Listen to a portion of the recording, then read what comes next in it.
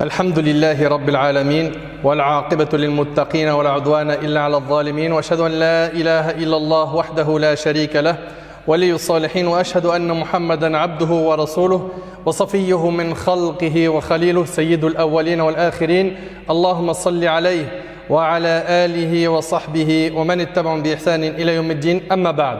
Mes chers frères et sœurs, nombreux sont ceux qui se croient meilleurs que les autres parce qu'ils ont de l'argent, parce qu'ils sont musclés, parce qu'ils sont sportifs, parce qu'ils sont diplômés, parce qu'ils sont intelligents ou parce qu'ils sont connus.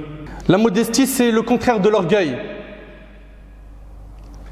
C'est le fait que tu ne te crois pas supérieur aux autres par ta science, ton poste, ton argent, ta famille, ta notoriété, etc.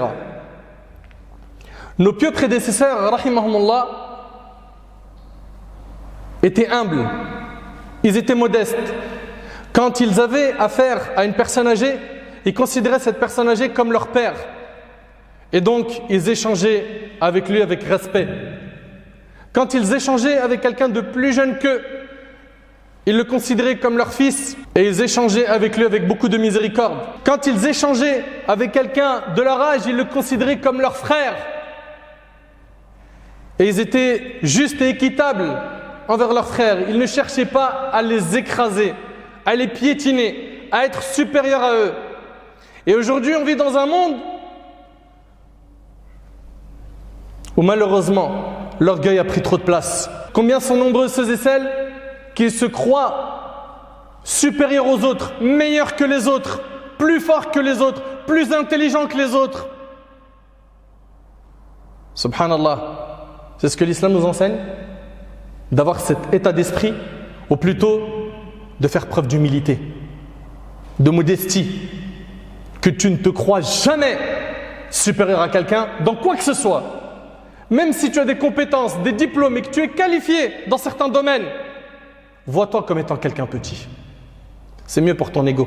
La modestie est une qualité très importante dont doit se parer le croyant et la croyante. Allah tabaraka wa ta'ala a fait l'éloge des personnes modestes. Allah tabaraka wa ta'ala dit wa ibadur rahmani alladhina yamshuna 'ala al-ardi hawna wa idha khatabahumul jahiluna qalu salama. Les serviteurs du tout miséricordieux sont ceux qui marchent humblement sur terre. Ils ne marchent pas sur terre avec orgueil. Qui, lorsque les ignorants s'adressent à eux, disent paix. C'est des gens qui ne sont pas orgueilleux, qui ne se voient pas supérieurs aux autres. C'est des gens qui vivent avec quoi? Avec ce comportement qui est la modestie. Le prophète sallallahu alayhi wa sallam a dit dans le hadith rapporté par l'imam Muslim, Allah m'a inspiré ce commandement, soyez modeste, jusqu'à ce que nul ne se vante de sa supériorité sur son prochain et que nul n'agresse son prochain. Vous écoutez s'il vous plaît? Soyez modeste, jusqu'à ce que nul ne se vante de sa supériorité sur son prochain. On en est où nous par rapport à ces ordres divins, à ces ordres prophétiques? On en est où? Quand toute la journée tu parles que en disant moi je. Toi t'es qui? Subhanak ya Rabb. C'est étonnant de voir aujourd'hui à quel point les gens ils font que de se flatter H24. Ils se jettent des fleurs toute la journée, même s'il n'est pas compétent dans tel ou tel domaine, il va te montrer ou il va essayer de te prouver qu'il est compétent. Pourquoi? Juste parce qu'il a de l'orgueil. Le premier à avoir manifesté de l'orgueil, c'est qui? Iblis. Ana khayrun minh. C'est parce qu'il a dit, quand Allah Ta'ala lui a demandé de se prosterner pour Adam, alayhi salam, il a dit, je suis meilleur que lui. Tu m'as créé de feu et lui de terre. Donc toi qui fais preuve d'orgueil, ton imam, ton guide, c'est le diable.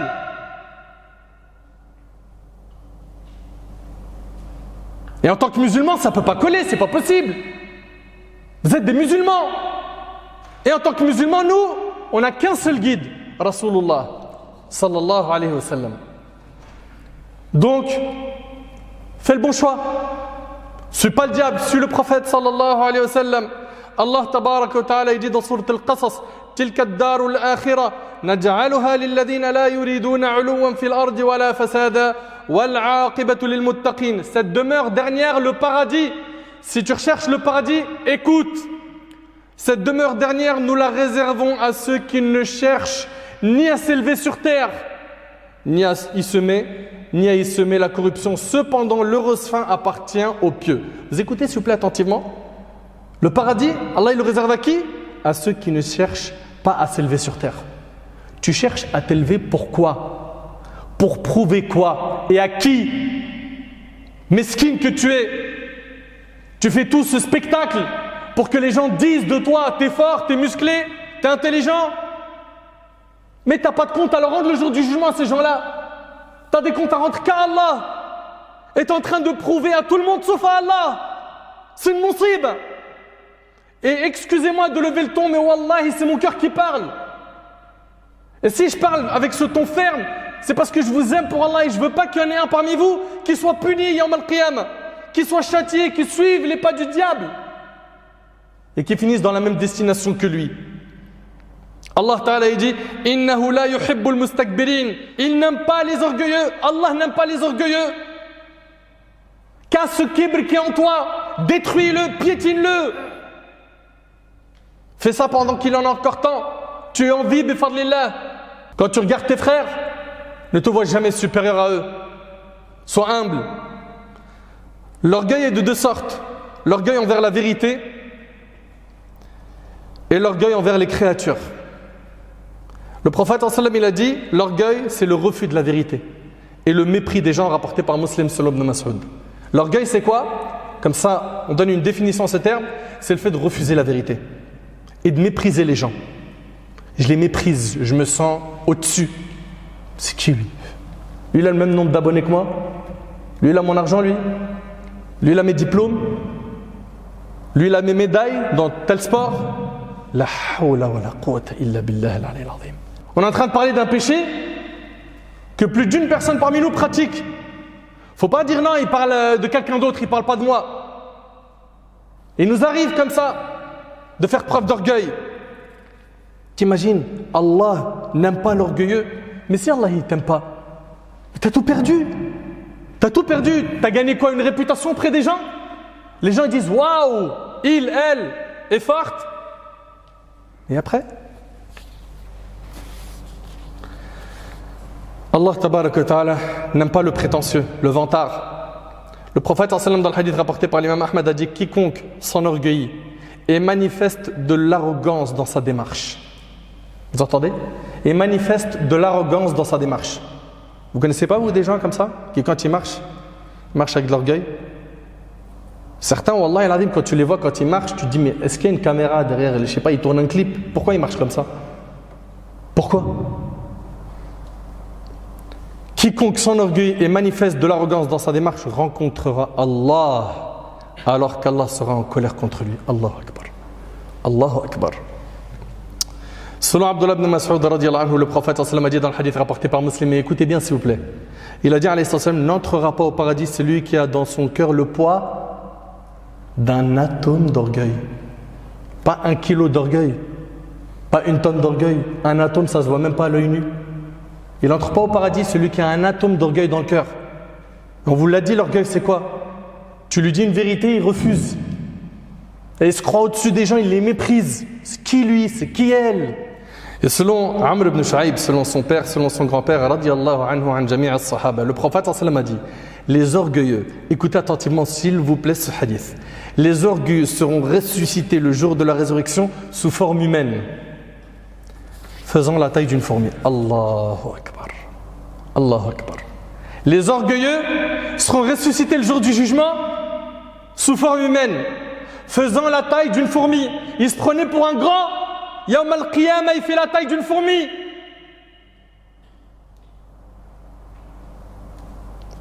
Ils se feront piétiner, écraser Yawm al-Qiyamah. L'humiliation les couvrira de tous côtés. Ils seront conduits dans une prison de l'enfer appelée Bolas. Le feu les couvrira et on les abreuvera. C'est quoi leur boisson? Des sécrétions des gens de l'enfer. Voilà, vous imaginez? Et le hadith il est rapporté par Tirmidhi et d'autres. Pourquoi les gens font-ils preuve d'arrogance? Pourquoi les uns manifestent-ils une supériorité sur les autres? Pourquoi certains méprisent-ils d'autres? Si seulement ils méditaient leur création. قال تعالى, Allah tabaraka wa ta'ala dit الذي أحسن كل شيء خلقه وبدأ خلق الإنسان من طين ثم جعل نسله من سلالة من ماء مهين. Médite sur ta création, toi qui es orgueilleux. Médite. Allah Ta'ala dit, il a commencé la création de l'homme à partir d'argile. C'était de la terre. Puis il tira sa descendance d'une goutte d'eau vile. D'une goutte d'eau vile. L'éminent tabi'i, Mutarif ibn Abdullah al-Shikhir, vit un jour Al-Muhallab, l'un des plus grands généraux de l'armée. Il marchait avec arrogance. Il lui fit une remarque et lui recommanda de changer de démarche en lui disant « Allah n'aime pas cette démarche ». Al-Muhallab lui dit alors, et écoutez sa réponse s'il vous plaît, il lui a dit « Ne me connais-tu pas ?» On entend encore cette phrase ou pas?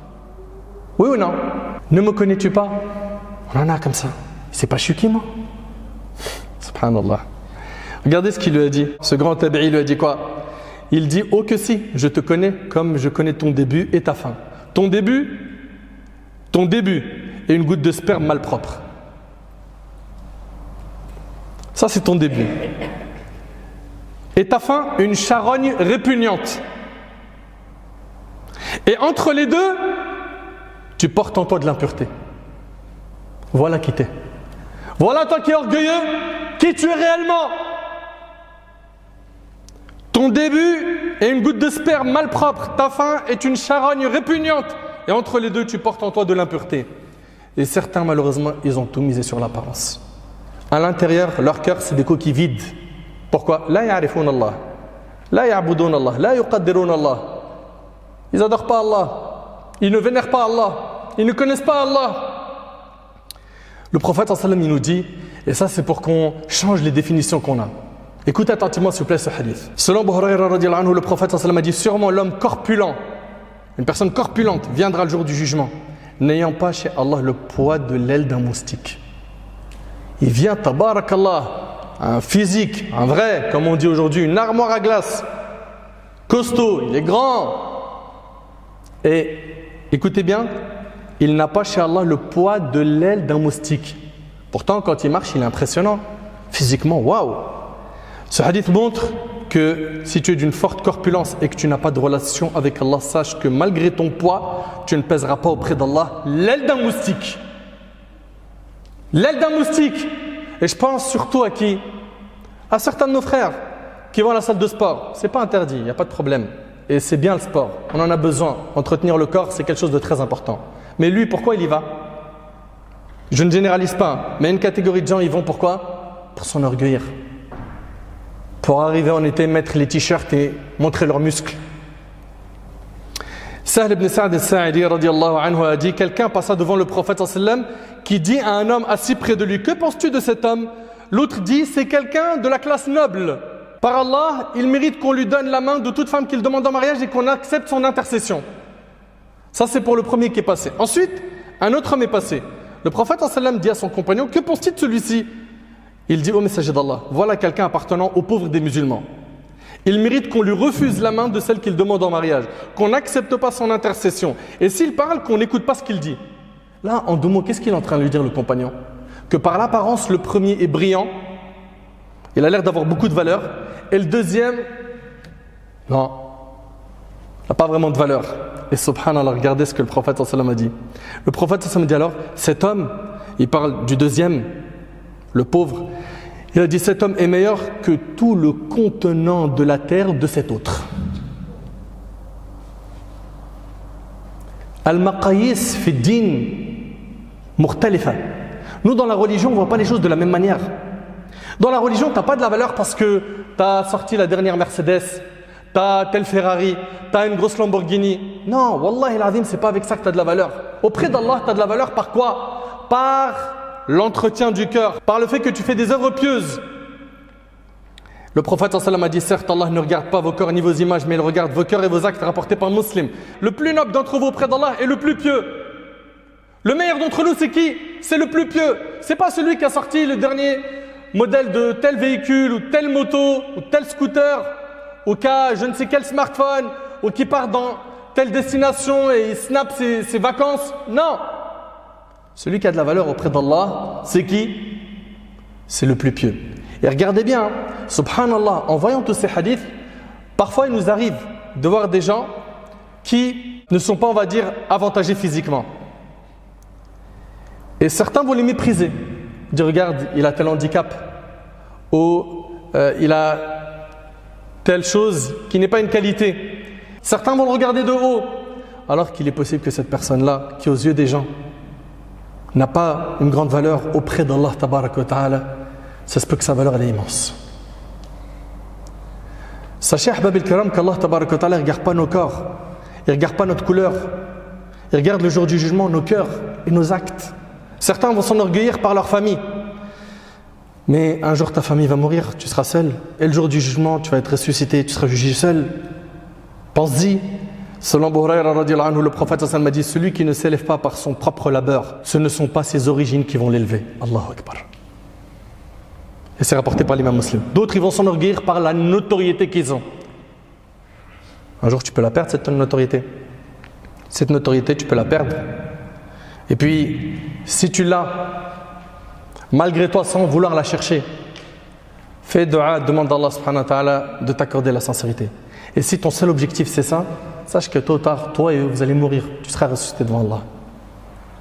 Et tu vas redescendre de ton nuage de la notoriété yawm al-qiyamah. Ce sera terminé. Tu seras présenté à Allah subhanahu wa ta'ala seul. D'autres, ils vont s'enorgueillir par leur science, par les diplômes. Ya akhi, remercie Allah. Ma sœur, remercie Allah. Et sois humble et modeste. Le prophète sallallahu alayhi wa sallam a dit, écoutez attentivement, dans une partie du hadith, il dit chaque fois que quelqu'un se montre modeste par amour pour Allah, Allah ne fait que de l'élever davantage, rapporté par l'imam Muslim. Subhanallah, plus la personne elle est modeste, plus elle est appréciée des gens. Plus il parle avec la langue de moi, je, il commence toutes ses phrases par je, j'ai, moi. Doucement, arrête, redescends. T'es qui toi?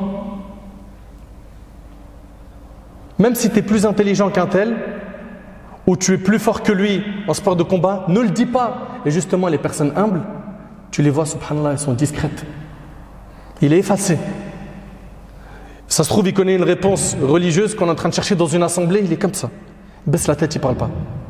Il n'est pas là à vouloir étaler sa science, à montrer ses muscles. On vit trop cette époque, malheureusement.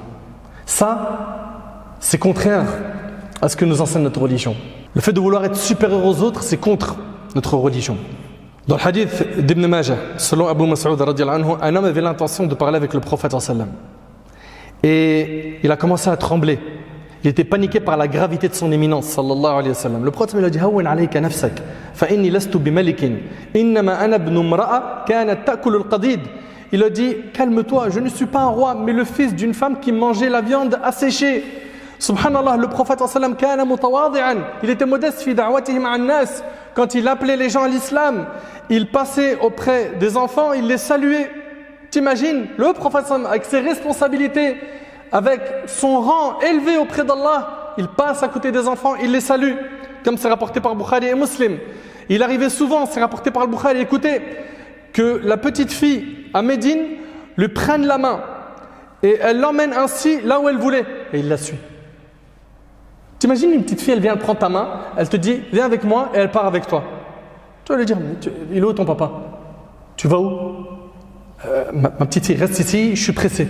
Le prophète sallallahu alayhi wa sallam, avec toutes les responsabilités qu'il avait, quelle modestie, subhanallah. La petite fille, elle le prend par la main, elle l'emmène et il va avec elle, alayhi salatu wa sallam. Al-Aswad ibn Yazid radiyallahu anhu, il rapporte, on demanda une fois à Aïcha radiyallahu anha ce que faisait le prophète sallallahu alayhi wa sallam à la maison. Elle dit, il servait sa famille et quand venait l'heure de la prière, il sortait à la mosquée rapportée par le Bukhari. Écoutez bien, il servait sa famille. Subhanallah. Dans un autre hadith, le prophète sallallahu alayhi wa sallam, il dit, Allah n'a pas envoyé un seul prophète qui n'ait gardé les troupeaux en tant que berger. Ses compagnons dirent, et toi aussi, il dit, je gardais les troupeaux des Mécois pour quelques pièces d'argent rapportées par le Bukhari. Al-Hafidh ibn Hajar rahimahullah, il dit, parmi les sagesses de cet acte, c'était qu'Allah subhanahu wa ta'ala voulait quoi? Éduquer les prophètes à la modestie. À la modestie, alayhim salam. Le prophète sallallahu alayhi wa sallam, une fois, on lui a dit, oh toi le meilleur des hommes. Il a dit, non, le meilleur des hommes c'est Ibrahim alayhi salam. Allahu Akbar. C'est lui le meilleur des hommes, mais il était modeste. Il dit le meilleur des hommes, il a dit Vaka Ibrahim alayhi salam. Et il disait, alayhi salatu wassalam, ne me préférez pas à Yunus, fils de Matta, le prophète Yunus, alayhi salam. Subhanallah, et nous aujourd'hui, on a du mal aujourd'hui. On a du mal aujourd'hui à être modeste. On va à tout prix écraser les autres, montrer qu'on est meilleur que les autres. On rapporte d'Abu Hurayra radiyallahu anhu qui disait à propos de la femme qui balayait à la mosquée. Un jour, le prophète m'a demandé après elle, on lui répondit, elle est morte. Une femme qui balayait à la mosquée. Le prophète m'a dit, pourquoi m'avez-vous pas informé? C'est comme s'ils avaient minimisé sa mort. Alors, le prophète leur a dit, emmenez-moi à sa tombe, ce qui fut fait, et il pria pour elle. Sallallahu alayhi wa sallam, c'est rapporté par Bukhari Muslim. C'est une personne qui nettoyait la mosquée. Le prophète lui donnait de la valeur et de la considération. Et nous, aujourd'hui, on voit la personne qui nettoie les toilettes dans la mosquée ou ailleurs. C'est Amil Shibani. Subhanak ya Rabb. Anas radiyallahu anhu, il dit, écoutez bien, il a travaillé pour le prophète 10 ans. Il dit, j'ai effectivement servi le messager d'Allah durant 10 années. Jamais il m'a dit ouf, en signe d'impatience ou de réprobation. Jamais il ne m'a dit pour quelque chose que j'avais fait, pourquoi l'as-tu fait? Ni pour quelque chose que je n'avais pas fait, pourquoi ne l'as-tu pas fait? Rapporté par Bukhari. Et Anas, c'était quoi?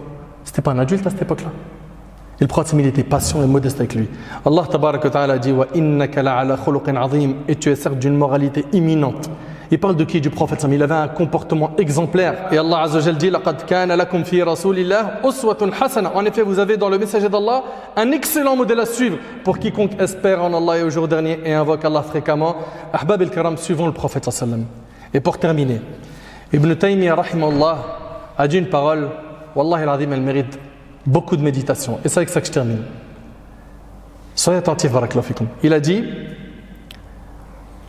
العامة تقول قيمة كل امرئ ما يحسن والخاصة تقول قيمة كل امرئ ما يطلب. Ibn Taymiyyah rahimahullah dit, la masse des gens disent la valeur de chaque personne est dans ce qu'elle sait faire.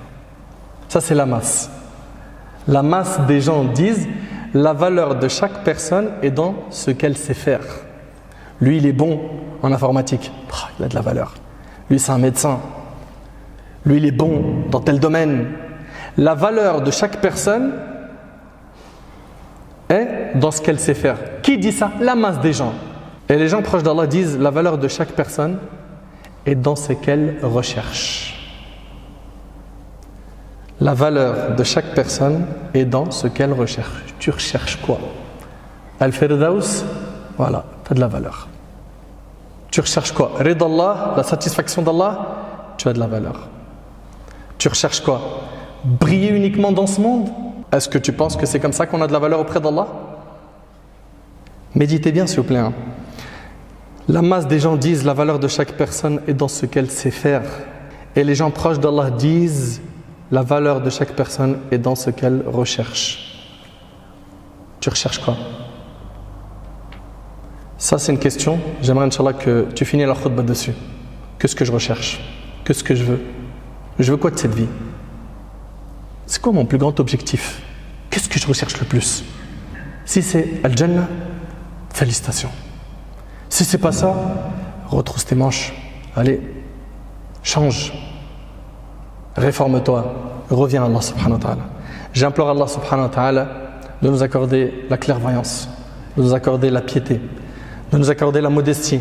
J'implore Allah Azza wa Jal de faire de nous des pieux, de faire de nous des gens plein de rahma, plein de miséricorde, de faire de nous des gens sages. J'implore Allah subhanahu wa ta'ala de nous accorder une bonne fin et al-Jannah, le paradis. Sallallahu subhanahu wa ta'ala an yanfa'ani bima qultu wa yanfa'akum bima sami'tum.